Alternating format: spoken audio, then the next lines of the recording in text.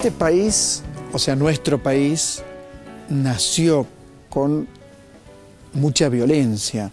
Digamos que la partera de la historia, en nuestro caso, también fue la violencia.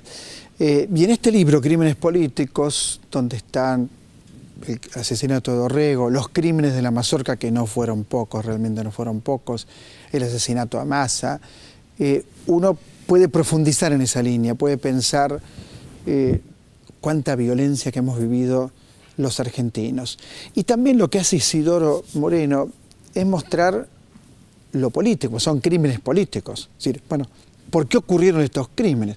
Ahora bien, si está Isidoro Ruiz Moreno, ¿para qué voy a hablar yo? ¿Cómo le va? ¿Qué tal? ¿Cómo va? Bien. Muy bien. ¿Por qué escribió este libro? Se me ocurrió que estos eran hechos resonantes de nuestro pasado histórico y a veces no bien comprendidos, porque siempre nuestra historia argentina ha sido muy polémica, muy controvertida. Y entonces en estos hechos importantes por sus repercusiones políticas, como usted dice, había que poner un poco al día y sin apasionamientos del pasado cómo habían sucedido. Son episodios de muertos muy importantes, gobernadores, en San Juan, en Buenos Aires, presidente de la legislatura, en Entre Ríos con Urquiza, y que tenían antecedentes y consecuencias que había que poner un poco al día. Me pregunto, ¿por qué Lavalle, digamos, sé por qué, porque leí el libro, pero ¿por qué Lavalle comete un error tan flagrante como ese asesinato de Dorrego? Sí, fue realmente muy mal aconsejado, él mismo se arrepintió varias veces en público, tuvo por lo menos ese gesto de reconocer que había hecho disparate, mal aconsejado por gente que él consideraba con razón muy inteligente, muy capaz. El doctor Salvador María del Carril, que era muy inteligente, y él estaba bajo esa influencia y desgraciadamente lo mató y cambió la historia argentina. Pero al matarlo buscaba un triunfo político, evidentemente. Digo, yo estoy en contra de cualquier crimen, pero ¿qué buscaba Lavalle? Porque por algo lo mata. El caso de Lavalle es un poco raro porque, inducido por los unitarios, no les dio el gobierno. Lo saca a lo que él consideraba un mal gobernador y en lugar de pasar el mando político a esta gente que lo había empujado, se lo queda a él. Y fue primero una sorpresa y una desilusión de la gente. ¿Qué buscaba Lavalle? Y como buen militar buscaba el orden. Con eso se conformaba. Lavalle no tenía intenciones políticas del futuro, era un chico joven, 30 años, siempre peleando fuera del país. En ese momento, 30 años, ya era como un militar hecho y derecho. Era maduro, un coronel muy condecorado. Siempre me impresionó cuando se habla de Rosas, cómo los rosistas, o muchos rosistas, no pueden hablar de la Mazorca. Yo recuerdo... Digo, no lo recuerdo porque lo haya vivido, el año 1838, que fue el año del terror en Buenos Aires. 40, perdón. 38 también, según Lynch, el historiador John Lynch, sí. El inglés 1838, tiene un capítulo que es 1838, el año del terror. Pero póngase 1838 o 40, usted sabe mucho más que yo. ¿Por qué la Mazorca, como un grupo de asesinos que salen a matar opositores, le hacen un favor a Rosas? Visto a largo plazo no, le hacen un disfavor. Claro. De corto plazo sí, eliminaban gente que podía molestar al gobierno. Esa es la política de siempre, si es para ahora o si es para después.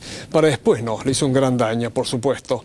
Se vivía, por eso decía que en el 40, crímenes generalizados. En el 38 algún caso de violencia puede haber, pero los grandes crímenes de la Mazorca fueron en el 40, octubre del 40 y abril del 42. Ahí se mató indiscriminadamente y esto no le hizo mucho favor porque puso las pasiones al rojo. ¿Qué relación tenía la Mazorca con la mujer de Rosas? Ella creó la Mazorca en doña Encarnación Ascurra para combatir el gobierno de Balcarce. Y empezó con estos grupos de choque, de intimidación, de tiros y de algunas muertes, por supuesto. Eso es en los años 33. En la revolución de los restauradores que se produce después, a consecuencia de esto, la caída de un gobierno que oscilaba entre el respeto a Rosas y el empuje que le hacían los liberales para dar una constitución. Y un hombre tan poderoso y tan hábil como Urquiza, ¿no se dio cuenta que lo iban a matar? Bueno, como todo político, había recibido muchas advertencias a lo largo de varios años que le iban a matar. Lo que pasa es que un hombre valiente tenía una escolta como gobernador de la provincia, y además se sentía muy seguro de sí mismo y de la influencia que él tenía sobre los entrerrianos. Y los que lo mataron fueron no a matarlo, sino a tomarlo preso y tratar de que renunciara al gobierno. Y eran todos sus partidarios, no lo mataron sus enemigos, los salvajes unitarios, los porteños, eran del corazón de Rosario. Todos eran urquicistas, empezando por López Jordán, por supuesto. El último caudillo, López Jordán, ¿no? Así dicen. Urquiza no creía que lo iban a matar, y mucho menos gente que había sido muy amiga. Quiroga tampoco. Incluso Quiroga tenía como una cosa, por lo menos la historia como lo cuenta, ¿no? Que sale a desafiarlos, como que a mí no me van a matar. Esta era un poco la idea de Quiroga. Sí, él desechó una escolta que le ofrecieron, pero llevaba un grupo armado que lo rodeaba, unos peones, 10, 12 peones. Pero es cierto que rechazó la escolta, que podía haber tenido más seguridad en su tránsito. Usted que ha estudiado mucho la historia, ¿la ve como una historia muy sangrienta, la nuestra?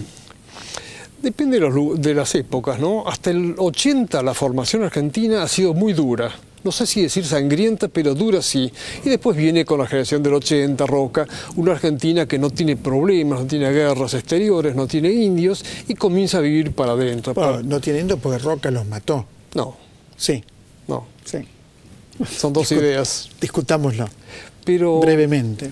No, porque yo, como escribí un libro, Campañas Militares, sería motivo de otra de otro encuentro. De otra propaganda. Pero usted no cree que Roca es una operación... No, por supuesto que no. De exterminio. No, de ninguna manera.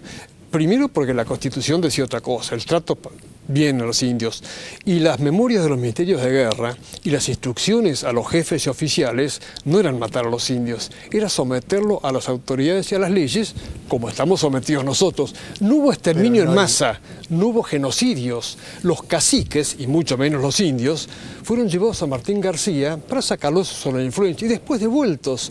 Pumarrosas, Namuncurá, que murió en Chimpay, es el padre del Santito. No. Pero no es así.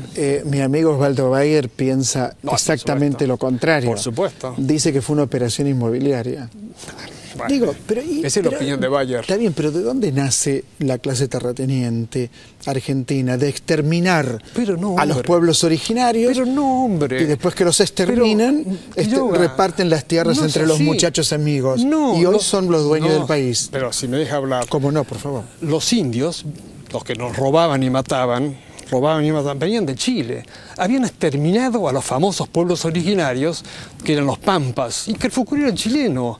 Esos son los que robaban, matando a los dueños, no para hacer un asadito, sino para vender las haciendas en Chile. Era un comercio perfectamente conocido. Pero Isidoro, ¿usted no cree que fue una carnicería la campaña del desierto? Por supuesto que no, si se lo dije recién. ¿No fue una carnicería? No fue una carnicería, y lo tengo documentado en un libro, el otro que...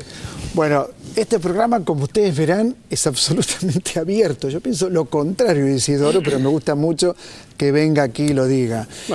¿Cómo se llama el libro La campaña del desierto? Campañas militares. Y el quinto tomo es la conquista del desierto, para hablar del nombre tradicional. Bueno, yo aprendí mucho con Crímenes Políticos, aunque no pienso como usted. ¿Qué es? ¿Dónde está? Pero aprendí mucho de verdad. Me parece muy bien. Pero yo escribo para cambiarles la idea. No creo que lo logre conmigo. Gracias. Adiós, gracias. Encantado.